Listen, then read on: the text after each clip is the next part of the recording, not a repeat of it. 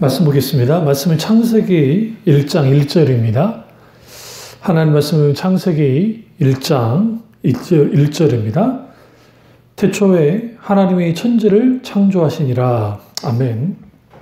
말씀 제목은 창조신앙의 신비라는 제목으로 말씀을 나누도록 하겠습니다. 창조신앙의 신비라는 말씀을 나누도록 하겠습니다. 이 세상 만물을 하나님이 창조하셨다라고 하는 이러한 대전제는 우리가 존재하는 이유, 또 우리가 이 세상에 태어난 이유, 목적, 그리고 우리가 마땅히 하나님을 왜 믿어야 되는지, 그리고 하나님이 누구신지를 분명하게 알게 하고 드러내게 하는 게 오늘 창세기 1장 1절 태초에 하나님이 천지를 창조하셨다라고 하는 이 말씀입니다. 그렇습니다. 우리가 믿고 있는 하나님은 창조주 하나님이십니다. 하나님으로부터 모든 것이 생겨났고 결국 우리가 하나님을 떠나서는 또 하나님 그분으로부터 어떤 인간도 하나님으로부터 벗어날 수 없음을 우리는 분명히 알 수가 있습니다. 그래서 하나님은 천지만물을 창조하시되 그냥 내키는 대로 창조하시는 것이 아니라 그분의 창조의 목적을 가지고 주님이 창조하셨습니다.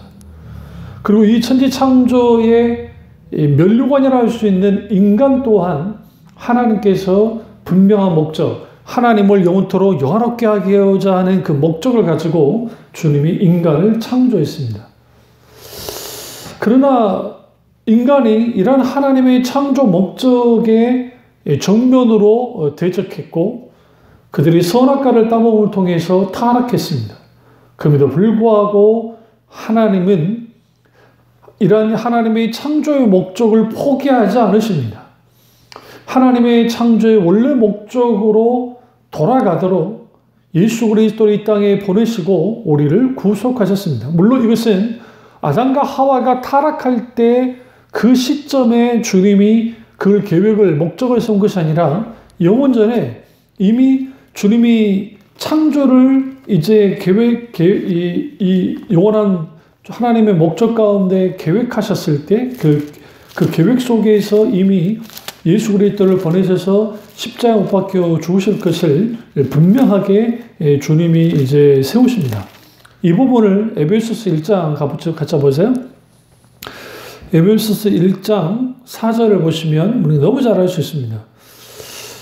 에베소서 1장 4절 같이 보시죠. 곧 창세전에 그리스도 안에서 우리를 택하사 우리로 사랑 안에서 그 앞에 거룩하고 흠이 없게 하시려고, 여기서 창세전에 그리스도 안에서 우리를 택하셨음을 분명히 말하고 있습니다. 여기 창세는 뭡니까? 하나님이 천지를 창조하기 전에 이미 그리스도 안에서 우리를 택하셨습니다. 삼위일체 하나님의 사랑의 교조 속에서 교조 속에서 창조를 계획하셨고 인간을 창조할 목적을 다 가지셨습니다. 그러나 그 하나님은 전지전능하신 하나님이시기 때문에 인간이 결국은 하나님을 대적하였을 것을, 그들이 타락할 것에 대해서도 주님이 이미 알고 계셨어요. 그리고 그 하나님의 놀라운 그 구속의 경륜 속에서 이미 주님은 이제 영원한 그 창세 전에 이미 그리스도 안에서 우리를 택하신 이런 구원의 계획을 분명하게 세우시고, 그리고 실제로 그러한 놀라운 역사가 아담과 하와로부터 시작해서 마지막 인류에게까지 그런 하나님의 놀라운 뜻이, 놀라운 계획이 계속적으로 진행되어져 가는 겁니다. 그런 의미에서 우리는 오늘 창조주 하나님을 믿는다라고 하는 것, 그리고 창조신앙의 신비가 왜 그렇게 중요한지는 오늘 이제 쭉 오늘 이제 설교를 들으시다 보면 이게 얼마나 중요한지 알 수가 있습니다. 신학자들 중에 상당수가 창세기 1장부터 11장까지를 원역사라고 해서 이것을 때로는 신화 혹은 또 설화 정도로 취급하는 그러한 분들이 있습니다. 그러나 여러분, 이건 아주 위험한 발상입니다. 왜 위험한 발상이냐면 이것을 설화 취급하고 신화 취급하는 순간 하나님이 천지만물을 창조하셨다고 하는 이러한 모든 것들은 일종의 사람들이 만들어낸 허구 혹은 때로는 가짜 이야기로 취급받을 수 있기 때문에 그렇습니다. 그도 그럴 것이 창세기, 출애굽기, 레위기, 민수기, 신명기, 물론 그 자유주의 신학자들은 성경을 이제 소위 본문 비평하고 여러 문서서를 주장하면서 엘로이 문서, 여호와 문서 하면서 막 남도질을 하기 때문에, 그래서 이거는 하나의 그냥 짜집기 이야기인 거지, 고대 근동에 있는 창조 기사를 짜집기 해서 그렇게 만들어낸 것이지 실제로 하나님이 한 게 아니라고 하는 자유주의 신학자들의 주장들이 있습니다. 그들의 주장대로 하자고 한다면 오늘 우리가 어디서부터 왔고 어디로 가는지에 대하여 우리는 분명하게 바로 내 정체성을 가지고 신앙생활을 할 수가 없습니다. 또 복음주의적인 신학자들 중에서도 일부가 이걸 또 원역사라는 식으로 취급하면서, 다 그렇진 않지만 좀 이제 역사가 아닌 것처럼 그렇게 주장하는데 그렇지 않습니다. 이거는 역사적 사건이고 실제적인 사건입니다. 물론 창세기를 보수적인 신학에서는 모세가 썼다고 봅니다. 그럼 창세기를 기록한 목적이 무엇인가? 이 창세기가 기록된 데가 그 광야에 서 있습니다. 이스라엘의 광야 그 생활 속에서 하나님께서 모세에게 창세기를 쓰도록 하신 겁니다. 왜 그렇게 쓰도록 하셨는가? 400년 동안 애굽에서 종살이하고 있던 이스라엘 백성들이 그들이 이민족의 그 압제를 받고 그렇게 살아가면서 그들의 정체성이 무너지고 말았습니다. 그래서 하나님께서 모세에게 나타나실 때 아브라함과 이삭과 야곱의 하나님이신 것을 분명하게 드러내십니다. 그리고 그들이 어디로부터 왔는지, 단순히 이집트 고센 땅에 혹은 이집트 거기 압제받는 땅에, 원래 거기가 그들의 고향이 아니었고 그들이 결국은 돌아올 것은 아브라함과 이삭과 야곱과 약속하셨던 그 가나안 땅임을, 약속의 땅임을 분명하게 밝힌과 동시에 그들의 뿌리를 쭉 올라가 보면 아담과 하와, 더 올라가 보면 하나님께로부터 모든 것이 시작됐음을 분명히 알도록 했습니다. 그러면서 창세기는 하나님 자녀의 정체성을 세우는 데 가장 중요한 부분을 차지합니다.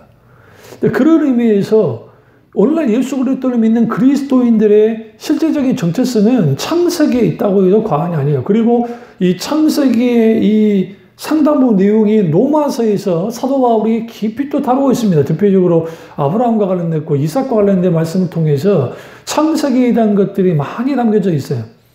그리고 그뿐 아니라 창조 신앙과 관련돼서도 로마서에서 분명하게 잘 드러내고 있습니다. 인간은 동물이 아니라는 거예요. 그러니까 오늘날 그 진화론 속에서 인간은 동물이다 라고 그렇게 취급합니다.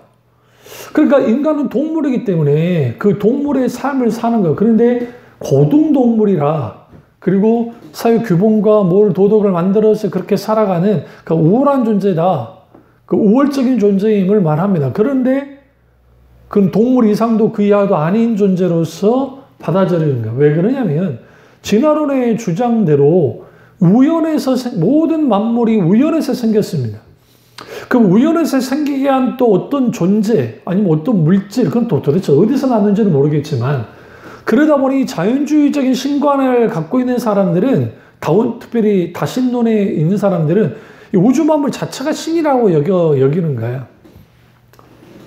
그렇게 해야 뭔가 된다고 생각하니까요. 근데 무신론자들, 특별히 진화론자들은 우연의 산물로서 어느 날 갑자기 뭐가 푹 터지더니 갑자기 여기 행성이 생기고 별이 생기고 뭐가 생기고, 그리고 오랫동안 거 있더니 갑자기 아메바가 출현을 해서 저등생물부터 해서 고등생물에 이르기까지 그렇게 진화되어져 나왔다라고 주장을 하는 것이죠. 그러나 그 근본으로 쭉 돌아가면 결국은 우연히 갑자기 생긴 거예요. 그러니까 어떤 나무가 하나 있는데 그 나무를 탁 던졌더니 의자가 된 거죠. 예를 들어 그대로 주장해야 하면, 내가 지금 앞에 있는 책상을 내던졌더니 갑자기 컴퓨터가 된 거예요. 고차원 컴퓨터가 된 거예요. 그 말도 안 되는 그런 주장들 속에서 사람들이 뭐 하느냐? 그것이 과학적이고 그게 참된 진리다. 그리고 깡그리 하나님의 창조주가 아니라는 사실에 대하여 이제 공격을 퍼붓는 것이죠.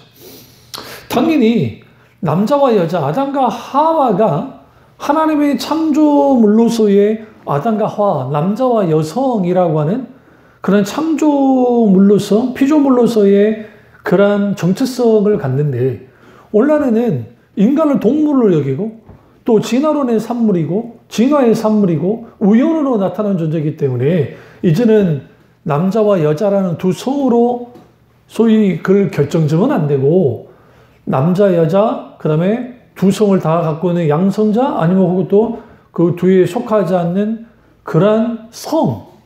그러니까 그 남자, 여자라고 하는 그 남자와 여자라고 하는 그 성에 묶이면 안 된다라고 하는. 그리고 뭐 페미니즘 신학에서는 뭐 왜 하나님이 뭐 그 남성이 하나님이냐, 어머니 하나님이라 해라고 주장하는 일련의 이러한 모든 주장들. 그러니까 이러한 그 사상적이고 또 하나님의 창조주 되심과 아버지 되심과 그리고 하나님 그분이 그 구원자 되시고 심판주 되시고 그 궁극적으로 우리를 영화롭게 하실 그 하나님에 대한 그 소위 말하는 그 흔들기, 그 하나님 흔들기가 하나님이 창조주시다라고 하는 그것을 흔들어 버리는 거예요. 여기에서 흔들리는 거죠. 그래서 창세기 1장부터 11장이 너무너무 중요해요. 아브라함의 등장도 굉장히 중요하지만 왜 중요하냐면 거기에서 하나님이 왜 사람을 창조했는지, 왜 인간에게 죄가 들어왔고 또 인간이 지금까지 풀지 못하는 숙제, 죽음의 문제, 그 죽음이 어떻게 들어왔는가 하는 거예요. 세상에서 보는 죽음은 뭐냐면 진화의 산물이라는 거죠. 한번 태어나면 결국은 죽게 되어진다고 하는. 왜냐하면 우주 만물을 들여다보세요. 꽃도 마찬가지고 꽃이 씨가 떨어져서 자라나고 시들고 죽고 땅으로 돌아가잖아요. 또 그 뿌려진 씨가 다른 씨가 또 자라나죠. 마치 그 모든 생물은 생명이 생겨났으면 결국은 자연스럽게 죽게 된다라고 하는 그러한 그 소위 오늘날에 말하면 그 세상의 관점에서의 어떤 그 시각 그리고 그들의 과학이라 입증하는 과학이라 말하는 걸 통해서 그렇게 됩니다. 물론 그렇습니다. 이 세상에 태어나면 죽습니다. 그런데 세상에서는 그게 진화의 자연스러운 결과물이 죽음이라고 받아들이지만 성경에서는 그 죽음이 뭐와 관계에 있다? 인간의 죄와 관계에 있음을 분명하게 말하고 있습니다. 아담과 하와가 죄를 짐을 통해서 죄가 들어왔습니다. 그리고 인간은 그 죄를 벗어날 길이 없습니다. 그래서 그 벗어날 길 없는 그 죄인을 향한 하나님의 끝없는 사랑과 은혜와 구원의 계획과 그분의 그 구속의 경륜 그리고 그 하나님 그분의 섭리 속에서 예수 그리스도 그분을 통해 구원하는 그 구원을 주시는 그 놀라운 하나님의 역사가 분명하게 있었다는 사실입니다. 그렇다 한다면 창조신앙, 하나님이 창조주시다라고 하는 그 신앙, 신앙과 그리고 그 신비는 뭐냐면 모든 것은 하나님으로부터 시작됐다라는 거예요. 여기서 우리가 한 가지 걸리는 게 그렇다고 한다면 악은 왜 존재하는가의 문제예요. 그러니까 하나님을 공격하는 사람들의 특징들, 특별히 만약에 너희가 믿는 하나님이 창조주의자고 치자. 그런데 그 창조주라는 그 신이 이 세상을 만들어 놨는데 왜 악을 허용하고 있는가? 그러니까 뭐 스탈린이 무슨 뭐 저기 그 독재자들이 그 난리를 치잖아요. 그런데 왜 그 신은 그걸 놔두고 있는가라고 막 공격을 합니다. 그리고 그뿐만 아니라 수많은 질병, 재난 사고, 또 기타 등등 여러 가지 뭐 정말 사건 사고 너무너무 인간의 수많은 고통이 있는데 너희가 믿는 신이 정말 선하다고 한다면 그걸 왜 허용하셨는가? 그걸 다 막지. 여기서 우리가 그들의 오해가 있어요. 그 오해가 뭐냐면 본래 하나님이 창조한 세계에는 죄가 없었습니다. 다시 말하면 완전했습니다. 토브 엘로힘, 하나님 보시기에 선했습니다. 그런데 그것을 망가뜨리는 게 인간이었다는 거예요. 아담과 하와가 선악과를 따먹지 말라고 하는 하나님의 명령을 어기고 선악과를 따먹었고, 그들은 그 선악과를 따먹은 단순히 선악과를 따먹은 그 자체만이 문제가 아니라 하나님처럼 되려고 했던 신성 모독, 다시 말하면 하나님을 향한 반란, 하나님에 대한 적극적인 대적과 불순종, 그게 죄가 들어왔다는 겁니다. 죄가 들어옴을 통해서 하나님의 형상이 파괴됐습니다. 그래서 그 하나님의 형상이 파괴되는데 그 완전히 파괴됐는가? 아예 그냥 깡그리 없어지는가? 그렇지는 않습니다. 타락한 인간이 하나님의 형상이 파괴된 건 사실입니다. 그런데 양심이라고 하는, 다시 말하면 하나님의 형상으로 창조돼서 지성과 감성과 의지라고 하는 하나님께부터 주어지는 그 양심이 있었기 때문에 예수님을 믿지 않는, 하나님을 믿지 않는 자들 속에서도 양심이라는 걸 갖고 있었습니다.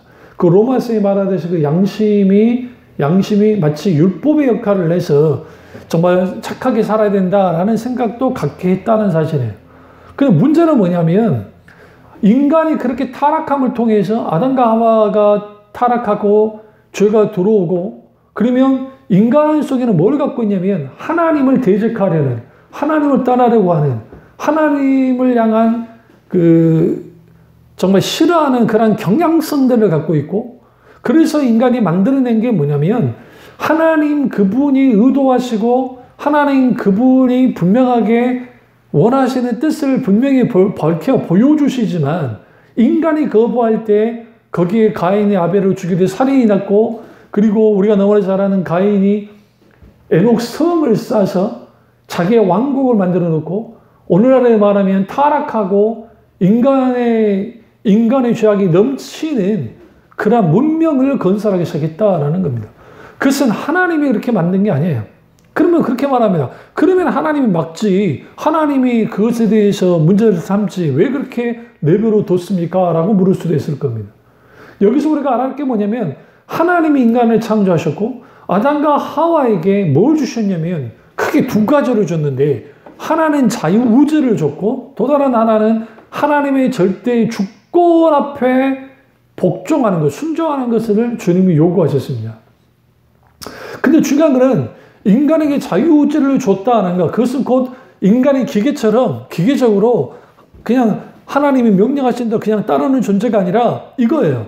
하나님의 명령을 따를 수 있는 가능성 100%, 하나님을 명령을 따르지 않을 가능성 100%예요. 단순히 50대 50이 아니에요. 이 말은 무슨 말이냐? 인간에게 자신의 어떤 그 자유의지를 가지고 판단할 수 있도록 해줬다라는 거예요. 문제는 아담과 하와의 타락한 이스라엘 백성들, 이후에 타락한 백성들. 그러나 그때 하나님 은혜가 전혀 없었느냐? 그렇지는 않습니다. 그래서 하나님께서 아담과 하와, 그 큰 죄를 지은 아담과 하와에게 동물을 잡아서 가죽옷을 입힐 정도로 하나님 은혜를 베풀어 주셨어요.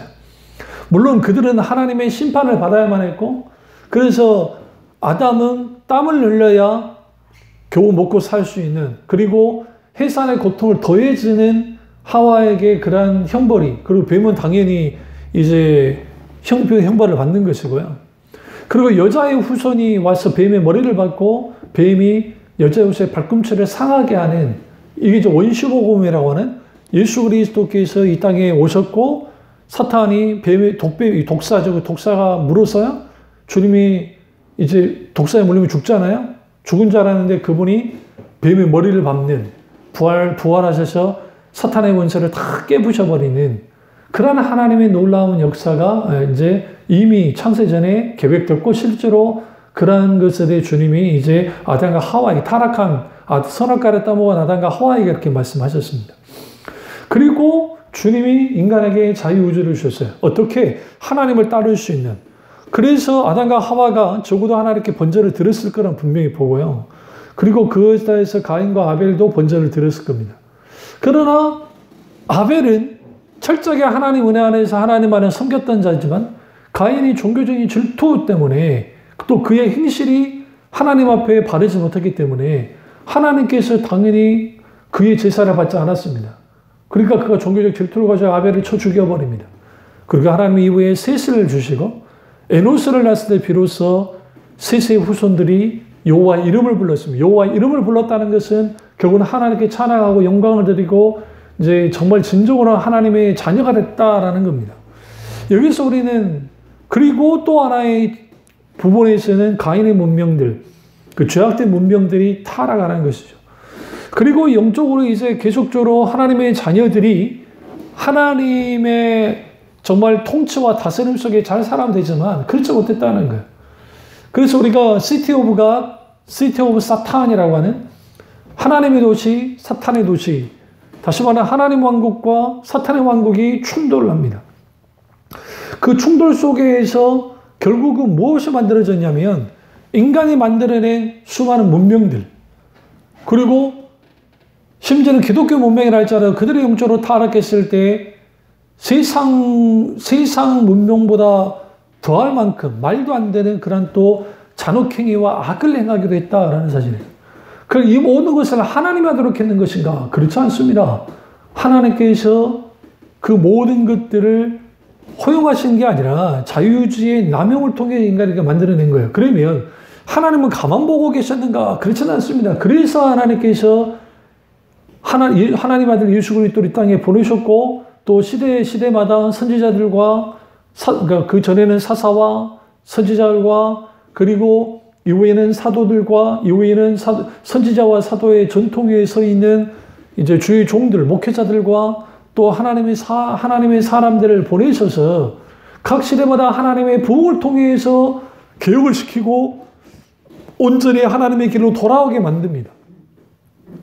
그럼에도 불구하고 이 세상의 상당수가 악한 자들이 하나님을 믿지 않는 자들 속에서 강력한 소위 말하는 죄악이 가득 넘쳐 있어요.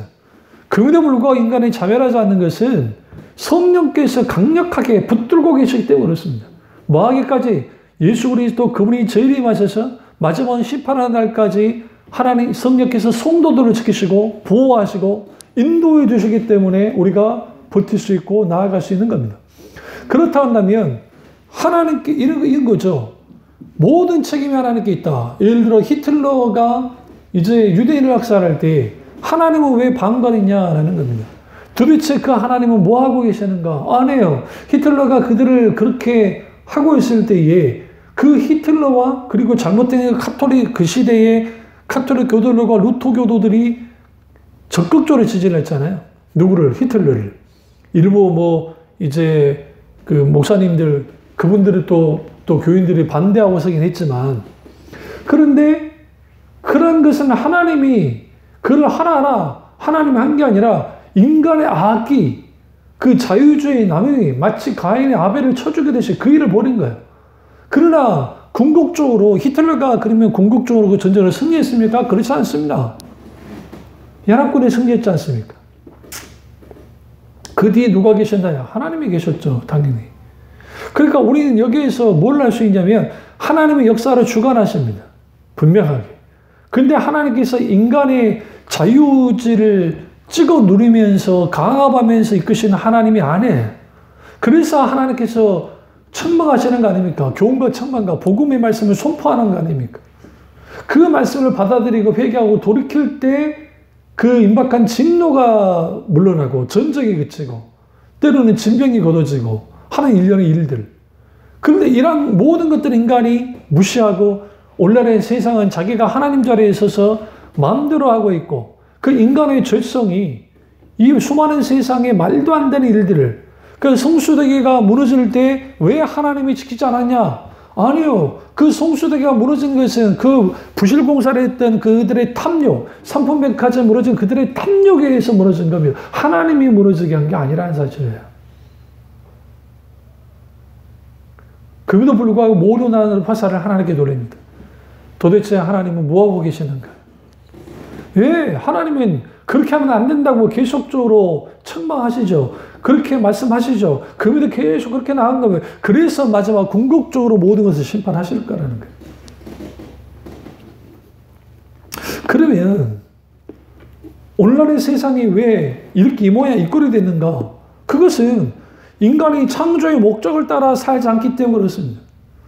그러니까 하나님과 친밀한 관계를 가지고 하나님의 창조 목적을 따라 살면, 그리고 하나님 그분과 가까이 하면서 하나님의 전능하심과 위대하신 일들, 그것들이 우리 인생에서 깊이 드러나기 시작할 때에 그 창조 신앙을 가지고 우리는 살아가면 거기에서 우리는 마음껏 하나님 그분과의 관계 속에서 동행하고 동역하며 살아갈 수 있습니다. 하나님께 영광 드리는 삶을 살 수 있는 겁니다.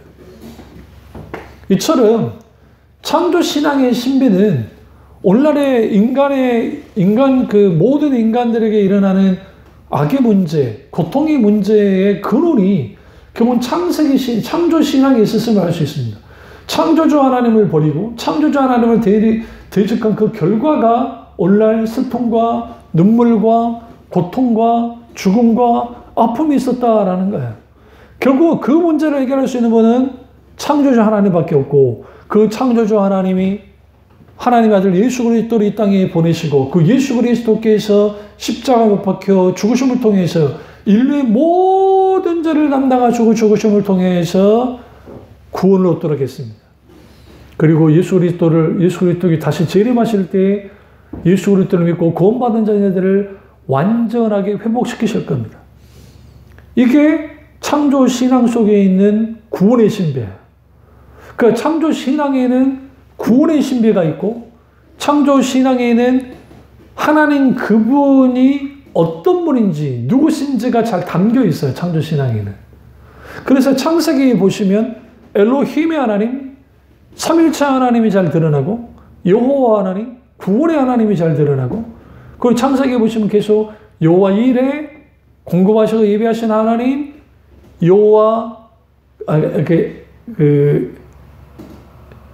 또 그 뭡니까, 엘리에셀이 아니라 갑자기 생각 안 나는데, 어쨌든 그 엘샤다의 하나님, 그 엘샤다의 하나님, 이분이 젖먹이신 하나님이라는 거예요. 그 엘올람의 하나님, 영원하신 하나님, 그 하나님을 창세기에서 하나님의 사람들이, 아브라함이, 이삭이, 야곱이 하나님을 충분히 경험을 해요. 노아가 여호와 하나님. 그러니까 이 일련의 모든 것을 통해서 우리는 무엇을 알 수가 있냐면, 하나님 그분이 창조주이시고 그 창조주이신 하나님의 창조 신앙의 신비 속에는 구원의 신비가 담겨 있고, 두 번째 예수 그리스도만이 구원자라는 신비가 담겨 있고, 세 번째 창조의 목적으로 살아야만 행복한다는 것을 담고 있어요. 모든 인간은 행복을 위해서 달려갑니다. 아담과 하와가 선악과를 따먹으랬던 것은 하나님처럼 되고 싶었습니다. 하나님처럼 되고 싶어 했던 것은 결국은 자기가 최고의 존재, 최상의 존재가 되고 싶어 했던 겁니다. 그래서 인간은 기본적으로 내가 최고로 최상의 존재가 되면 행복할 거라고 생각합니다. 그래서 내가 좀 더 많이 갖고, 좀 더 많이 누리고, 좀 더 크고 화려하고 인기를 끌고 그렇게 되어지면 행복할 거라 생각하지만, 그것은 잠시 동안만 행복할지 모르지만 그 자체가 행복을 보장해 주지는 않습니다. 여기서 그러나 그럼에도 불구하고 많은 인간들이, 많은 사람들이 그런 이 신기루 같은 행복이라는 환타지를 따라갑니다. 그러나 진정한 행복은 창조주가 목적한 삶, 그 목적한 삶을 살아가야 진정한 행복을 누릴 수 있습니다. 그것은 결국은 하나님 그분을 사랑하고 그 아름답고 놀라우신 하나님의 임재 가운데 깊이 들어가서 하나님 그분을 영원롭게 할 때, 그리고 하나님이 이 땅에 이루고자 하는 뜻을 이루는 삶을 살아가기 시작할 때 실제로 그 안에서 진정한 행복을 누릴 수 있습니다. 그러나 창조주 하나님을 부인하는 사람들, 교회 안에 진화론과 창조론을 같이 섞어서 해도 무방하다라고 주장하고, 로마 교황도 똑같이 진화론도 인정하고 창조론도 인정하자고 하는 일종의 혼합을 가져가죠. 오늘날 신앙의 가장 큰 대적은 뭐냐면 혼합주의 신앙입니다. 이걸 세속화라고 말합니다. 그 세속화라는 것은 처음부터 완전히 세속화되자 그게 아니라 조금씩 물들게 합니다. 오늘날 교회 안에 들어와 있는 수많은 세상의 잡동사니들이 너무 많습니다. 좋은 게 좋은 거라고 하는, 그리고 인권이라고 하는, 그 인권 자체는 종교 교역자들을 통해서 또 성경에서의 인권이라는 게 너무 잘 나와 있지 않습니까? 그런데 그것이 오남용되어짐을 통해서 그들의 숨겨진 의도 속에는 결국은 인간의 주인이 되자고 하는, 인간이 하나님 자리에 앉자고 하는, 인간이 왕이 되어져서 내 주체적 인간으로서 살아가면 나는 진정으로 행복할 거라고 하는, 그래서 나온 게 뭡니까? 독재자 아닙니까? 사무엘시대의 이스라엘 백성들이 왕을 달라고 할 때에 진정한 만왕의 왕이신 하나님을 거부하고 독재자인 왕을 선택했던 이스라엘 백성들처럼 오늘날 인간들이 자기 스스로가 이제는 왕이 되고자 싶어 합니다. 오늘 왕정국가와 독재국가 아닌 이상 민주주의 국가에서 이제는 국민이 주권을 가지고 왕이 되고자 하지만, 그러나 그 대통령들 중에서도 또 위정자들 중에서도 그들이 마치 진정한 왕처럼 구는, 절대 권력을 마음대로 휘두르는 그러한 일들 속에서 수많은 문제가 일어나지 않습니까? 누구를 두려워하지 않습니까? 창조주 하나님을 두려워하지 않기 때문에 그렇습니다. 그분이 창조주이기 때문에 내가 존재하는 것이고, 그분이 창조주이기 때문에 구원하시고, 그분이 창조주이기 때문에 심판하십니다. 그렇다고 한다면 창조 신앙은 우리의 모든 인생 모든 전반과 내 신앙의 전반과 나의 존재 자체의 전반 모든 것을 창조주 하나님을 믿는 신앙, 그 창조주 하나님을 기억하고 믿고 따르는 그 신앙이야말로 우리가 진정으로 하나님 안에서 진정한 자유와 기쁨을 누리며 살아갈 수 있도록 해주는 거예요. 진정한 행복이 거기에 있다는 사실입니다. 근데 문제는 오늘 창세기에 있는 이 창조 기사가 이 모든 것들이 마치 신화인 양, 설화인 양이에요. 그런데 한국 교인들 중에서도 이런 창조 기사가 이 창세기에만 기록됐다고 생각해요. 아니에요. 사실 하나님의 창조에 대한 기사가 가장 많이 기록된 데는 시편입니다. 그 하나님의 시편 속에서 하나님 만드신 욥기에서도 하나님의 창조에 대한 기사가 나타나고요. 그 외에도 창조 기사가 여러 군데 많이 나타납니다. 그러니까 하나님 그분의 창조가 분명하다는 사실을 구약이든 신약이든 분명하게 드러내고 있고 나타내고 있어요.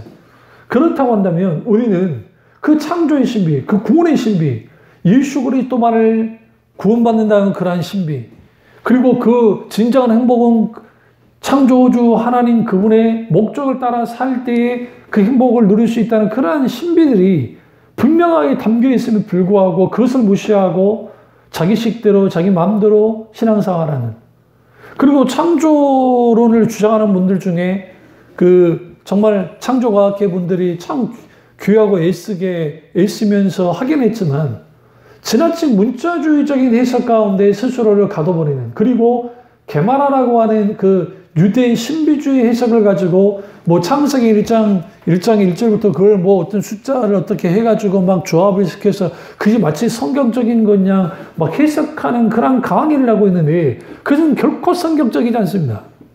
성경을 오남용하고 있는 거예요.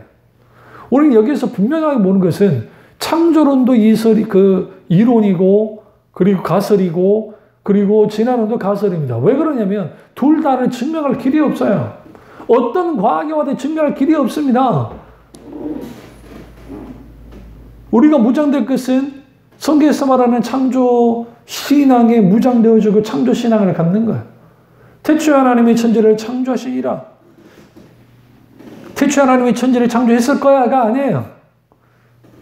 이미 성경은 하나님이 천지 만물을 창조하셨음을 선언하고 나옵니다.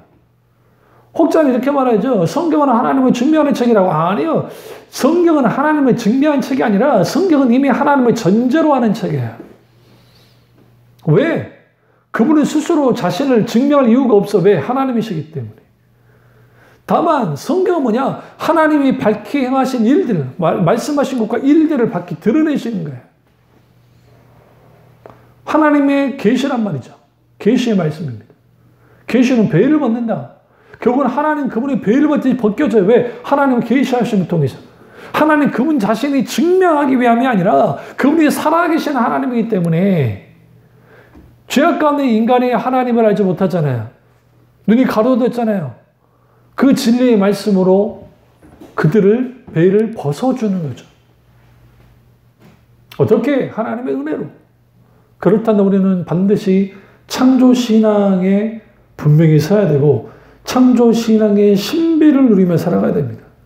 그래서 우리는 우리의 인생은 하나님으로부터 시작해서 하나님으로 맞추는 게 맞는 거야. 왜? 모든 것이 하나님부터 시작됐기 때문에 모든 것은 하나님으로 끝맺어야 돼요. 그래서 요한계시록에 예수 그리스도를 향해서 알파와 오메가 되신 하나님이라고 하잖아요.